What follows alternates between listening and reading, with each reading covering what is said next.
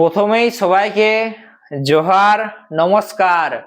এই মুহূর্তের সবচেয়ে বড় খবর, হ্যাঁ বন্ধুগণ, এই মুহূর্তের সবচেয়ে বড় খবর, কুর্মী সমাজের মানুষেরা আবারও এক নতুন ইতিহাস গড়তে চলেছে। হ্যাঁ বন্ধুগণ, কুর্মী জাতির মানুষেরা এবার এক নতুন ইতিহাসের সূচনা করতে চলেছে। আগামীকাল অর্থাৎ 1 মার্চ কুর্মী সমাজের ডাকে এক বিরাট জনসভার ডাক দেওয়া হয়েছে, এক বিশাল জনসভার ডাক দেওয়া হয়েছে। যে জনসভা অনুষ্ঠিত হবে ঝাড়খণ্ডের একেবারে প্রাণ কেন্দ্র, ঝাড়খণ্ডের রাজধানী রাঁচির প্রভাততারা ময়দানে। হ্যাঁ বন্ধুগণ, আগামীকাল অর্থাৎ 1 মার্চ রাঁচির যে প্রভাততারা ময়দান রয়েছে, সেই প্রভাততারা ময়দানে হতে চলেছে কুর্মী সমাজের বিরাট জনসভা। এখানে বলে রাখি যে কুর্মী সমাজের যে সমস্ত সামাজিক সংগঠনগুলি রয়েছে, সেই সামাজিক সংগঠনগুলির নেতাদের বক্তব্য অনুসারে শুধুমাত্র যে ঝাড়খণ্ড রয়েছে, সেই ঝাড়খণ্ড রাজ্য থেকেই নয়, বাংলা থেকে শুরু করে উড়িষ্যা অর্থাৎ 3 রাজ্যের কুর্মী সমাজের মানুষেরা এই মহার্যালি, এই জনসভাতে অংশগ্রহণ করবে। তারা আনুমানিক যেটা ঘোষণা করেছে, প্রায় 5 লক্ষ থেকে 10 লক্ষের মতো কুর্মী সমাজের মানুষের জমায়েতের সম্ভাবনা রয়েছে। হ্যাঁ বন্ধুগণ, আগামীকালকের এই যে এই বিরাট জনসভাতে প্রায় 5 থেকে 10 লক্ষের মতো কুর্মী সমাজের মানুষের যে উপস্থিতি, সেই উপস্থিতি হতে চলেছে রাঁচির এই প্রভাততারা ময়দানে। আর যদি কুর্মী সমাজের নেতাদের বক্তব্য যদি সত্যি হয়, অর্থাৎ 5 থেকে 10 লক্ষের মানুষ, কুর্মী জাতির মানুষ যদি এই প্রভাততারা ময়দানে জমায়েত করে, তা কোথাও না কোথাও বলা যেতে পারে সারা ভারতবর্ষের বুকে এক আলোড়ন ফেলে দেওয়ার মতো, এক বিশ্ব রেকর্ড বলা যেতে পারে। যে এসটির দাবিতে এত পরিমাণ যে জমায়েত, আশা করছি ভারতবর্ষের অন্য কোনো রাজ্যে এর আগে দেখতে পাওয়া যায়নি।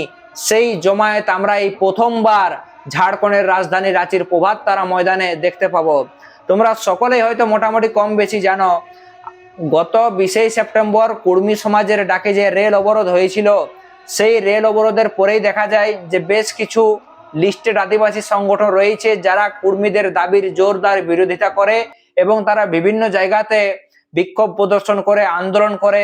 তাদের মূল দাবি বা ইস্যু কি ছিল না, কুর্মীদের কোনোভাবেই এসটি করা যাবে না। সেই দাবিতে কিন্তু বিভিন্ন আদিবাসী সংগঠনগুলি দেখা যায় বিভিন্ন জায়গাতে তারা আন্দোলন করে, বিক্ষোভ করে। ঠিক তারপরেই দেখা যায় যে কুর্মী সমাজের বিভিন্ন সামাজিক সংগঠনগুলিও লড়ে চড়ে বসে এবং সেই মতোই দেখা যায় ঝাড়খণ্ডের প্রায় 18টি কুর্মীদের সামাজিক সংগঠন, কুর্মী সমাজ বা কুর্মী নামধারী 18টি সামাজিক সংগঠন একত্রিত হয়ে এক বৃহৎ সংগঠন তৈরি করে এবং সেই সংগঠনের ডাকে দেখা যায় যে হাজারিবাগ থেকে শুরু করে জামশেদপুর বিভিন্ন জায়গায় তারাও কিন্তু মিছিলে নামে, তারাও কিন্তু আন্দোলন শুরু করে এবং তারা ঘোষণা করে যে রাঁচির বুকে তারা এক বিরাট জনসভা করবে। এবং সেই কথা মতোই আমরা দেখি যে আগামীকাল অর্থাৎ এই 1 মার্চে এই যে বিরাট জনসভা, সেই বিরাট জনসভা হতে চলেছে। ইতিমধ্যেই দেখা যায় কয়েক মাস ধরে ঝাড়খণ্ড রাজ্যের বিভিন্ন গ্রামে গ্রামে কুর্মী সমাজের সামাজিক সংগঠনের যারা নেতা রয়েছেন, বিশেষ করে দেখা যায় শীতল ওয়েদার, যিনি মূল নেতা রয়েছেন কুর্মী সামাজিক সংগঠনগুলির মধ্যে, যিনি একজন অন্যতম প্রধান লিডার রয়েছেন, উনি ঝাড়খণ্ডের বিভিন্ন গ্রামে কিন্তু উনি জোরদার প্রচার করেন। तारा मैदान चलना है, चलना है, चलना है। 1 मार्च को पर्वतारा मैदान चलना है, चलना है, चलना है। कुर्मी समाज के सीता लोहार जिंदाबाद, जिंदाबाद, जिंदाबाद। 1 मार्च को पर्वतारा चलना है, चलना है, चलना है। जय झारखंड, जय झारखंड। কিভাবে এই র্যালিটাকে সফল করা যায়, তাদের লক্ষ্য এবং দাবি একটাই যে কুর্মী যে জাতি রয়েছে, সেই কুর্মী জাতিকে ভারতীয় সংবিধানের যে এসটি লিস্ট, সেই এসটি তালিকার আয়ত্তে আনতে হবে এবং দ্বিতীয়ত কুর্মীদের যে ভাষা রয়েছে কুড়মালি ভাষা, সেই কুড়মালি ভাষাকে ভারতীয় সংবিধানের 8ম তফসিলি ভুক্ত করতে হবে। হ্যাঁ বন্ধুগণ, এই দুটি দাবিকে সামনে রেখে কিন্তু বিভিন্ন জায়গাতে গ্রাম থেকে শুরু করে শহরের বিভিন্ন জায়গাতে প্রচার চালায় কুর্মী সমাজের বিভিন্ন সামাজিক সংগঠনের নেতারা। এবং সবচেয়ে বড় বিষয় রয়েছে বন্ধুগণ এই র্যালিতে, সেই বিষয়টা কি না, এখানে কুর্মী সমাজের সামাজিক সংগঠনের নেতারা কুর্মী জাতি থেকে যে সমস্ত রাজনৈতিক দলের প্রতিনিধি রয়েছে, সেটা আশু পার্টি হোক, বিজেপি হোক, ঝাড়খণ্ড মুক্তি মোর্চা হোক, এছাড়াও ঝাড়খণ্ড লোকতান্ত্রিক ক্রান্তিকারী মোর্চা হোক, সমস্ত রাজনৈতিক দলের যারা কুর্মী জাতির নেতা রয়েছে, কুর্মী জাতি থেকে যারা নেতা রয়েছেন তাদেরকে আহ্বান জানানো হয়েছে তারা যাতে উপস্থিত থাকে এই র্যালিতে তারা যাতে অংশগ্রহণ করে। এটা কিন্তু একটা সবচেয়ে বড় বিষয় রয়েছে বন্ধুগণ। বিশেষ করে আমরা বিগত সময়ে দেখি ঝাড়খণ্ড লোকতান্ত্রিক ক্রান্তিকারী মোর্চার যারা মূল নেতা রয়েছেন, ডুমরি বিধানসভার বিধায়ক জয়রাম মাহাতো থেকে শুরু করে মাননীয় দেবেন্দ্রনাথ মাহাতো, ওনারা কিন্তু সক্রিয়ভাবে এই আন্দোলনে অংশগ্রহণ করার আপিল জানান, আহ্বান জানান সমগ্র কর্মী সমাজের মানুষের কাছে। শুধুমাত্র তাই নয়, আটশো পার্টি থেকেও দেখা যায় মন্টু মাহাতো থেকে শুরু করে প্রাক্তন বিধায়ক লম্বোদর মাহাতো সকলেই কিন্তু এই যে গতকালকের এই আগামীকালের এই মহার্যালি, সেই মহার্যালিতে কিন্তু অংশগ্রহণ করতে চলেছে। অর্থাৎ এক কথায় বলাই যেতে পারে কর্মীদের যে এই মহার্যালি, সেই মহার্যালিতে কিন্তু পিছিয়ে নেই কোনো রাজনৈতিক দলেই। তবে সবচেয়ে বড় দেখার বিষয় রয়েছে আগামীকালকে হওয়া এই মহার্যালিতে ঝাড়খণ্ড মুক্তি মোর্চা থেকে যারা কর্মী জাতির নেতা রয়েছেন তারা কি আসে, তারা কি সিদ্ধান্ত নেয়, কারণ তাদের সেই রকম আপাতত কোনো স্ট্যান্ড কিন্তু পাওয়া যায়নি।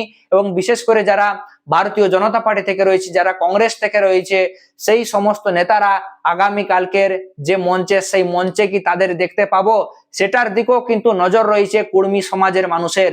হ্যাঁ বন্ধুগণ, কারণ এর আগে আমরা দেখি ঝাড়খণ্ড লোকতান্ত্রিক ক্রান্তিকারী মোর্চার নেতা জয়রাম মাহাতো একটা বড় ডাক দিয়েছিলেন। সেই ডাকটা কি না, আগে জাতি তারপরে পার্টি, আগে জাতি তারপরে পার্টি। ওনার কথাই একটাই যে আমাদের সমাজ কিন্তু রয়ে যাবে, সমাজের কিন্তু পরিবর্তন হবে না, অথচ কিন্তু রাজনৈতিক দল ক্রমাগত পরিবর্তিত হয়ে যাবে। তাই যে কোনো জাতির মানে রাজনৈতিক দলের প্রতিনিধি হোক না কেন, তাদের সর্বপ্রথম কর্তব্য কি না, তাদের জাতির কথা ভাবা, তাদের জাতির যে মূল ইস্যু রয়েছে, তাদের জাতির যে মূল দাবি রয়েছে, সেই দাবিগুলোকে দেখা। তো দেখার বিষয় রয়েছে আগামীকালকের এই সভাতে ঝাড়খণ্ডের কোন কোন বড় বড় নেতাকে আমরা মঞ্চতে দেখতে পাবো। এবং সবচেয়ে বড় বিষয় বন্ধুগণ, এখানে কর্মী সমাজের সামাজিক সংগঠনের নেতারা পরিষ্কার একটা বার্তা দিয়েছেন যে আগামীকালকের জনসভাতে যেহেতু ঝাড়খণ্ডের বিভিন্ন প্রান্ত থেকে, বাংলা, উড়িষ্যা থেকে, বিভিন্ন জায়গা থেকে যেহেতু কর্মী সমাজের মানুষেরা এই র্যালিতে অংশগ্রহণ করবে এবং এই র্যালির যে মেন স্থল রয়েছে অর্থাৎ প্রভাততারা ময়দান, সেখানে আসতে যাতে কারো যাতে কোনো প্রকার অসুবিধা না হয়, তার জন্য তাদের যে সমাজের যারা কর্মী রয়েছে, যারা তাদের যে ভলেন্টিয়ার রয়েছে, সেই ভলেন্টিয়ার কিন্তু নিয়োগ করা হবে যাতে কারো কোনো প্রকার অসুবিধা না হয়।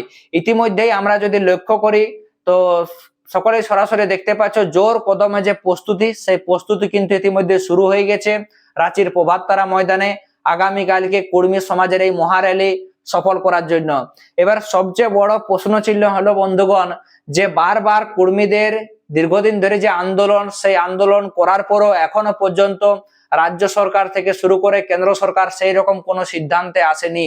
তবে আগামীকালকের এই জনসভা থেকে কি নতুন কোনো বড় বার্তা কি আমরা পেতে পারি, এটার দিকেও কিন্তু নজর রয়েছে বিশেষ করে ঝাড়খণ্ডের সমস্ত রাজনৈতিক দলগুলির। আগামীকাল অর্থাৎ রাঁচির এই প্রভাততারা ময়দানে কর্মী সমাজের নেতারা কি বার্তা দেয় রাজনৈতিক দলগুলির উদ্দেশ্যে, যেহেতু বারবার দাবি জানানোর পরও রাজ্য সরকার থেকে কেন্দ্র সরকার কর্মীদের বারে বারে অবহেলা করেছে, এখনো পর্যন্ত তাদের যে মূল দাবি রয়েছে, মূল ইস্যু রয়েছে, সেই ইস্যুর ব্যাপারে কোনো প্রকার মাথা ঘামায়নি। তো আগামীকাল এই সভা মঞ্চ থেকে কি সিদ্ধান্ত নেওয়া হয় সেটার দিকেও কিন্তু লক্ষ্য রয়েছে সমস্ত কর্মী সমাজের মানুষের থেকে শুরু করে বিভিন্ন রাজনৈতিক দলগুলির। তো যাই হোক বন্ধুগণ, তোমাদের কি মনে হয় যে আগামীকালকের যে জনসভা, কর্মী জাতির যে মহা র্যালি যেটা রাঁচির প্রভাততারা ময়দানে হতে চলেছে, সেই র্যালি থেকে কি বার্তা দেওয়া হতে পারে?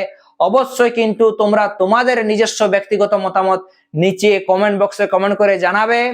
তো চলো, সকলকে জোহার, নমস্কার জানাই আজকের মতো আলোচনাটি এখানে সমাপ্ত করছি। এবং আজকের এই আলোচনাটি যদি ভালো লেগে থাকে এবং বিশেষ করে আগামীকালকের এই প্রভাততারা ময়দানে কারা কারা মূলত যেতে চলেছে, অবশ্যই তারাও কিন্তু নিচে কমেন্ট বক্সে কমেন্ট করে জানাবে। সকলকে আরো একবার জোহার, নমস্কার, দণ্ডবত, জয় গরাম।